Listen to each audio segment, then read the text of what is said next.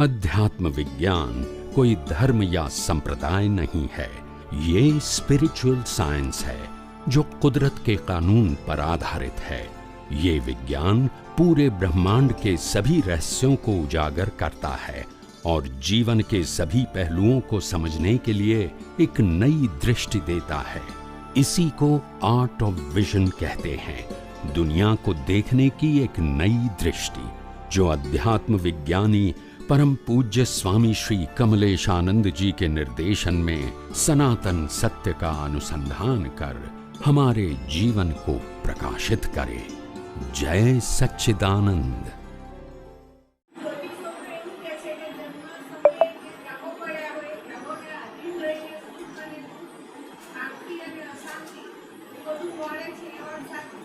हाँ, कर्मफळ जे મળતા હોય પણ એ કુદરતી રચના પતી ગયું। જે મળતા હોય તો પછી વાંધો શું છે? મેં શું કીધું? જન્મથી મોત સુધી મન વચન કાયાથી ભોગવો છો અને આ 5 ઇન્દ્રિયથી અનુભવાતી સમગ્ર સૃષ્ટિ એ કુદરતી રચના છે। એને તમારે કુદરતી રચના જોવાની છે। હું બનાવવાનું ક્યાં કહું છું?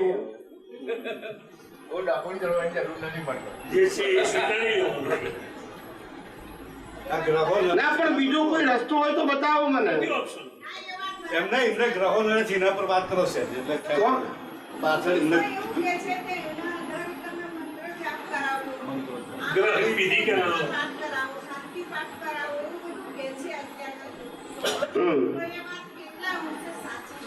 એ ના કે તો ધંધો કેમ ચાલે? આ ડોક્ટરો કે આ રિપોર્ટ લઈ આવો, આ રિપોર્ટ લઈ આવો, એક્સરે પડાવો, ના ચાલે ધંધો કેમ નો ચાલે? ના સમજાય। દરેક ના પોતપોતાના બિઝનેસ લઈને બેઠા છે, દુકાનો ખોલી છે, દુકાનો। ખ્યાલ આવ્યો કે નહીં? એમાં આપણે શું કરીએ? આપણે કુદરતી રીતના જ જોવાનું। શું જોવાનું? આપણે તો આ જગતનું સનાતન સત્ય જાણવાનું અને હિસાબ છે પૂરો કરવાનો, કશું લઈ જવાનું માટે રાગ દ્વેષ કરવા જેવા આ દુનિયામાં સુખ આપવાની દુઃખ આપવાની સ્વતંત્ર શક્તિ મનુષ્ય કે દેવો પાસે પણ નથી। કારણ કે આ દુનિયા કુદરતના કાનૂનથી ચાલે છે અને દેવો પણ કુદરતી કાનૂનને આધારે છે, એની મરજીને આધારે નથી। નહીતર જો દેવોની પાસે સ્વતંત્ર શક્તિ હોય તો કુદરતનો કાનૂન ફેલ જાય, બોલતા નથી। તો આ રામાયણ ને મહાભારત થાય જ નહીં। ના સમજાયું? આ મંગળ ને ગુણ ની વીટીઓ પીરિયડ બદલી ના જાય? એ તો તમારી લોભિયા હોય ત્યાં જૂતારા ભૂખે ના મરે, એમાં કોઈ શું કરે? એકના ડબલ માં લૂંટે, આપણે શું કરીએ? લોભિયા હોય ત્યાં જૂતારા ભૂખે આપણે શું કરીએ? એ એનો હિસાબ, એ કુદરતી રચના। એ તો કહેતા भी दीवाना और એમાં શું કરીએ? ખ્યાલ આવ્યો? આ બેને ગ્રહોની જ્યોતિષની વાત કરી, તમારે સિદ્ધાંત જાણવો છે? જાણવો છે? 4 મુદ્દાનો કાર્યક્રમ છે। કેટલા? હા, 4 વાક્યો છે। પહેલું વાક્ય, એસ્ટ્રોલોજી એ વિદ્યા છે, શાસ્ત્ર નથી। વિદ્યા એટલે નેચરલ ગિફ્ટ, શાસ્ત્ર એટલે ભણી ભણીને શીખેલો। શું કીધું? ભણીને શીખેલો, તે એને ચોકડા મારવા પડે, વિદ્યાવાને ચોકડા ના મારવા પડે, બોલતા નથી। એટલે જે ચોકડા મારે ત્યાંથી સમજી લેવાનું કે આની પાસે શાસ્ત્ર જ્ઞાન છે। અને હકીકતમાં શું છે?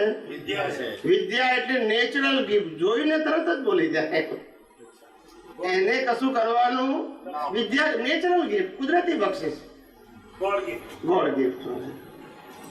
એટલે એને કશું કરવાનું, અને જેને કરવાનું છે એ બધા શાસ્ત્રો વાળા ચોપડીમાંથી ભણીને શીખેલા હોય, એટલે આશરે બોલે આવું પણ થાય, આવું પણ થાય, આવું પણ થાય, આવું પણ થાય, એવું જ બોલે ને। બીજું શું બોલે? બીજું શું બોલે? સૌ પછી એટલે એની રીતે બરાબર છે।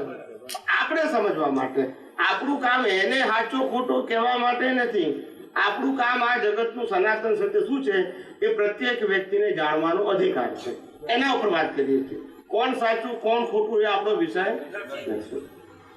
સનાતન સત્ય જાણવું એ આપણો વિષય છે. એટલે પહેલું જ્યોતિષ એ વિદ્યા છે, શાસ્ત્ર નથી. નંબર 1. નંબર 2, સાચો જ્યોતિષ કે જેની પાસે વિદ્યા છે એ ભવિષ્ય બતાવી શકે પણ બદલી શકતો નથી.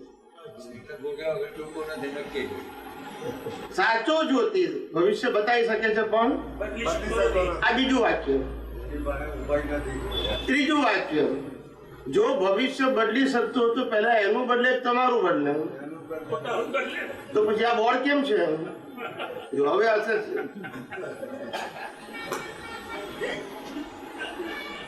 અને ચોથું ને છેલ્લું વાક્ય, જ્યોતિષનું ઘર કોના પૈસાથી ચાલે છે? ज्योतिष घर आपने चलाइए ना, આપણું घर दुनिया चलती है, चलाने वाला चाहिए. સમજાયું કે અધર ગયું? તમને બધાને સમજાયું કે અધર ગયું? સમજાયું કે નહીં બેનને? આવું સીધું સાધું છે, ગોળ ગોળ ગોળ કરી નાખ્યું છે બધાએ.